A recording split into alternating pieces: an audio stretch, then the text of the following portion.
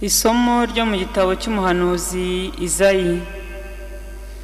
Uhoraho yohereza umuhanuzi Izayi kubwira umwami Akazi ati, saba Uhoraho Imana yawe aguha ikimenyetso, cyaba icyo hasi ikuzimu cyangwa se icyo hejuru mu kirere.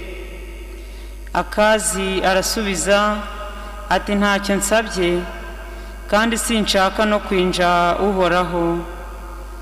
Nuko Izayi aravuga ati, tega amatwi rero muryango wa Dawudi, mbese ntibibahagije kunaniza abantu kugira ngo mube mutangiye no kunaniza Imana yanjye?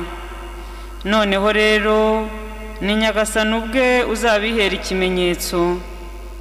Dore ngaha umwari asamye inda, akazabyara umuhungu, maze akazamwita Emanuweli, ari byo kuvuga ngo Imana turi kumwe.